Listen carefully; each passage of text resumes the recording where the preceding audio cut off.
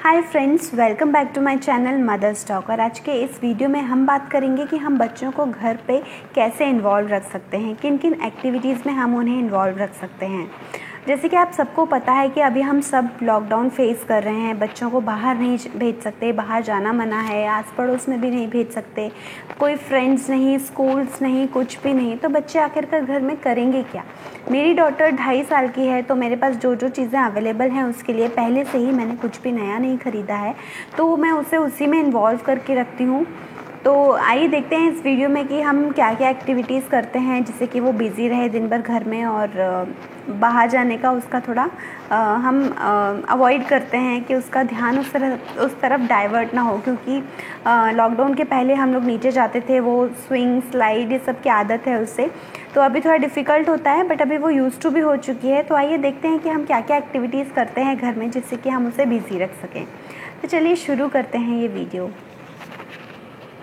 तो ये इस तरीके के पेपर कप्स मेरे पास हैं जो कि मैंने गेशना को दिए हुए हैं। मेरी डॉटर का नाम है गेशना और वो इसके पिरामिड बनाती है। इस तरीके से मैं आपको दिखाती हूँ साइड में, ये देखिए इस तरीके का पिरामिड बनाती है। बहुत इंजॉय करती है, बार बार बनाती है, बार बार गिराती है। कम से कम आधा पौन घंटा उसके साथ खेलती है।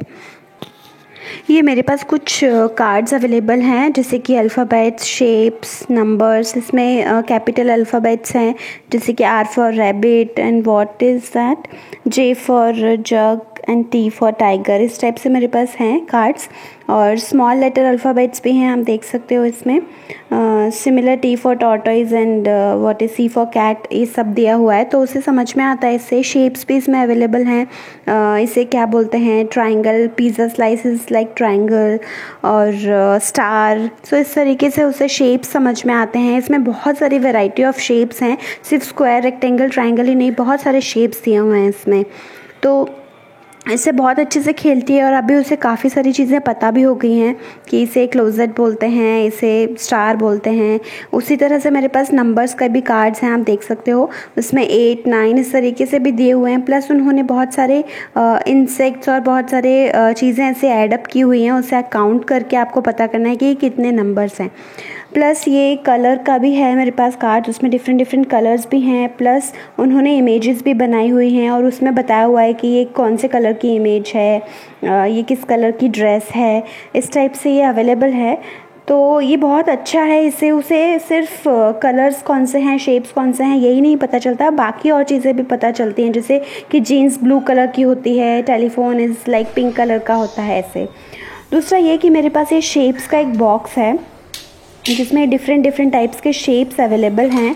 तो इसमें से क्या करना होता है, उसे जो भी शेप का है उसे इसमें डालना होता है। मैं आपको दिखाती हूँ, ये देखिए इस तरीके से ये इसके ऊपर लग जाता है और उसके बाद आपको एक एक करके प्रॉपर शेप इसमें डालना होता है। तो नाउ शी अंडरस्टैंड्स कि ओके इसमें ओवल जाएगा, इसमें ट्रायंगल जाएगा। पहले वो क्या करती थी कि कोई सा भी शेप किसी में भी डालने की कोशिश करती थी, फिर हमने उसे धीरे धीरे समझाया कि ट्रायंगल शेप ये होता है, ये ट्रायंगल है तो ट्रायंगल इसमें ही जाएगा। प्लस इसमें शेप्स के साथ साथ उसके ऊपर नंबर भी लिखे हुए हैं, तो हम उसे बोलते हैं कि जैसे जैसे नंबर हैं उस टाइप से उसे इसके अंदर से आपको छोड़ना है। तो वो बराबर 1 का 1, 2, 3, 4 इस टाइप से पिक करती है और फिर इसके अंदर डालती है। तो उसे इससे नंबर भी समझ में आते हैं, वो खुद से पिक भी कर सकती है, तो उससे उसको थोड़ा सा अंडरस्टैंडिंग भी होती है। प्लस डिफरेंट कलर के हैं तो कलर भी बताती है वो। उसके अलावा वो इस तरीके से भी खेलती है। ये मेरे पास एक शीट अवेलेबल है, मैट है एक्चुअली ये नॉर्मली सबके पास ही होती है। इसमें भी काफ़ी सारी चीज़ें हैं, स्ट्रॉबेरी है, लैडर्स हैं, तो वो इसके साथ भी खेलती है कि ये रेनबो है, ये पैराशूट है, ग्रेप्स हैं। पहले हम उसे सिखाते थे, सारी चीज़ें आ गई तो वो बताती है। प्लस अगर आप उसको टर्न करोगे तो उसके पीछे यहाँ पे बहुत सारे अल्फ़ाबेट्स अवेलेबल हैं। यहाँ पे नीचे नंबर ट्रेन भी है, आई होप आपको दिखाई दे रहा होगा। तो इसमें उसे पता चलता है, वो अभी काफ़ी सारे लेटर्स सीख गई है तो सब बताती है। ए फॉर एप्पल, अम्ब्रेला, स्ट्रॉबेरी कहाँ है, जे फॉर जग, जूस, वो सब इसमें से फाइंड आउट करती है और हमें बताती है।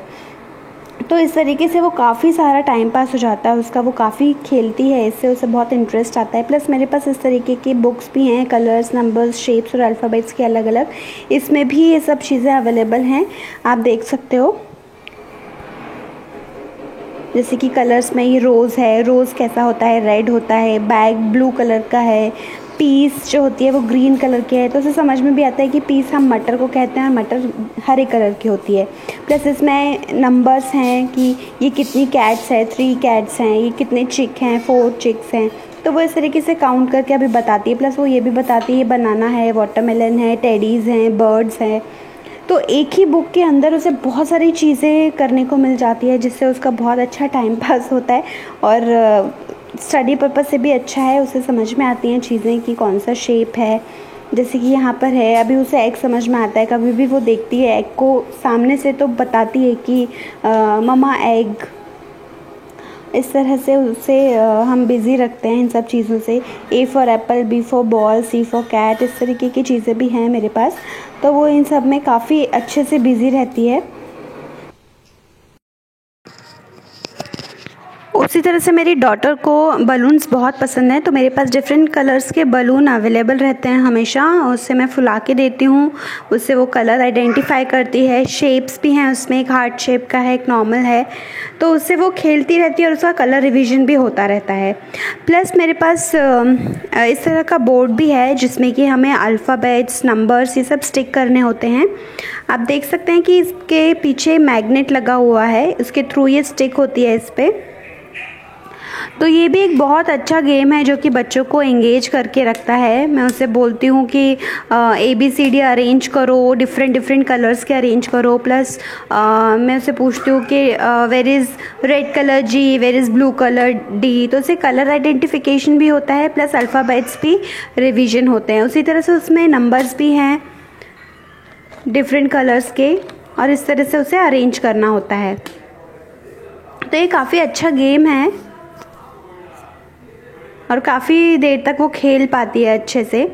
और आप जब इसे रोटेट करोगे तो इसके पीछे इस तरह से बोर्ड है, ये बोर्ड पे आप चॉक से लिख सकते हो। चॉक और डस्टर दोनों ही अवेलेबल थे, फ़िलहाल मेरी डॉटर ने फेंक दी है, डस्टर अवेलेबल है, बट यहाँ पे आप लिख सकते हो। तो स्टैंडिंग और स्लीपिंग लाइन हम उसे सिखाते हैं इस पर, तो वो भी इंजॉय करती है।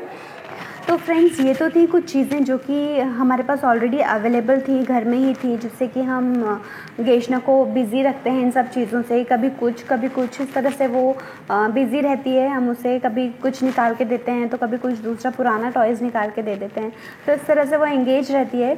प्लस इन सब चीज़ों के अलावा मैं उसे थोड़ा बहुत घर के कामों में भी इन्वॉल्व करती हूँ, जिससे कि उसका थोड़ा बहुत टाइम और पास हो जाता है। जैसे कि मैं जब भी हम कपड़े वॉश करते हैं तो मैं उससे बोलती हूँ बेटा मुझे कपड़े ला करके दो, तो वो एक एक करके मुझे कपड़े ला करके देती है, बीच में छोड़ भी देती है बट ला के देती है वो मुझे। तो थोड़ा बहुत काम वैसे करती है। जब कपड़े सूख जाते हैं, हम फोल्ड करते हैं, तो वो अंदर ले जाके भी रखती है, थोड़े गिराती है, थोड़े रखती है, बट करती है वो। ये सब कामों में भी हम उसे इन्वॉल्व करते हैं। प्लस हम उसे गार्डनिंग में इन्वॉल्व करते हैं। बहुत ज़्यादा पौधे नहीं हैं मेरे पास, जितने भी हैं हम शाम को जब भी पानी डालते हैं तो उसे भी इनकरेज करते हैं कि गार्डनिंग करना चाहिए, पौधों को पानी देना चाहिए, उनका इम्पोर्टेंस थोड़ा सा बताते हैं। उसे कितना समझ में आता है आई एम नॉट श्योर, लेकिन हाँ हम बताते हैं उसे। इस तरह से हम उसका टाइम पास करते हैं, हमारा भी थोड़ा सा टाइम निकल जाता है उसके साथ, और वो भी थोड़ा कुछ तो सीखती ही है। प्लस हम उससे उसके कमरे में ही बहुत सारी चीज़ें सिखाते हैं, जैसे कि कभी हम उसके कपड़े मैस कर देते हैं, फिर उससे पूछते हैं where is your other pair of socks, where is your pink colour dress, where is your that shorts. तो उस तरह से वो फाइंड करती है, लेके आती है, फिर हम उसे फोल्ड करते हैं, फिर रखते हैं। इस तरह से उसे थोड़ा सा ऑर्गेनाइज होना भी आ जाता है और अपनी चीज़ें ढूंढना भी आ जाता है। कभी चीज़ें खो जाती हैं तो हम उसे पूछते हैं बेटा वेयर इज़ योर हैंकी, तो वो कभी कभी ब्लैंक देखती है। बट इस तरह की एक्टिविटी से क्या होता है कि उसे भी अपनी चीज़ें अपने ही कबर्ड से फाइंड करना आ जाता है, तो हम उसे इस तरह से इन्वॉल्व रखते हैं।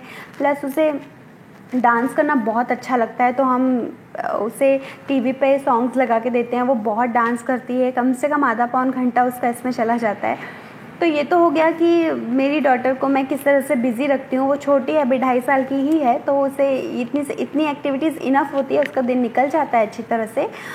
बट जो बच्चे बड़े हैं, 4 साल से ऊपर के हैं, उन लोगों के लिए थोड़ी और आप एक्टिविटीज़ करवा सकते हैं। जैसे कि आप उन्हें कलरिंग दे सकते हैं, ड्राइंग करवा सकते हैं। मे बी आपके बच्चे अगर अबैकस करते हों या सीखते हों तो आप उन्हें उनकी क्लासेस करवा सकते हैं। May be online tutorials available होंगे तो आप उन्हें उसमें बिज़ी कर सकते हैं।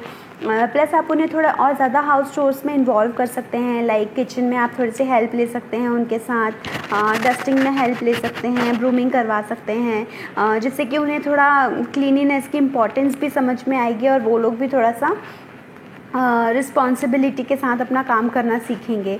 और डांस और एक्सरसाइज आप उनसे भी करवा सकते हैं। अगर उनके पास और टाइम बाकी है तो आप उन्हें भी इन्वॉल्व कर सकते हैं किसी फॉर्म ऑफ एक्सरसाइज में, या फिर योगा वगैरह आप उन्हें सिखा सकते हैं। थोड़ा बहुत ऑनलाइन ट्यूटोरियल्स अवेलेबल हैं, यूट्यूब पे आप लगा सकते हैं, तो वो लोग थोड़ा बहुत सीख जाएंगे।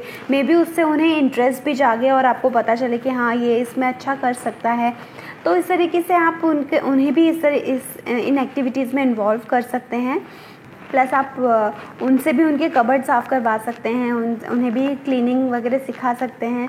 तो इससे भी उनका काम थोड़ा सा आपका काम भी आसान होगा और बच्चों को थोड़ा ये सारे काम करने की भी थोड़ी सी आदत लगेगी। इस तरह से वो बिज़ी भी रहेंगे।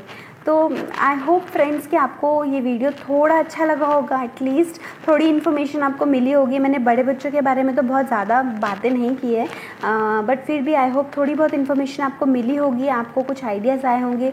अगर आपके पास कुछ आइडियाज़ हैं तो प्लीज़ मुझे कमेंट सेक्शन में लिख कर बताइए, और हम लोग भी वो ट्राई करेंगे अपने बच्चे के साथ। तो ये हम वीडियो के एंड तक पहुंच चुके हैं। मैं ये वीडियो यहीं पे बंद करती हूँ। अभी नेक्स्ट वीडियो में आपके साथ फिर मुलाकात करूँगी कुछ और इन्फॉर्मेशन के साथ। तब तक के लिए थैंक यू।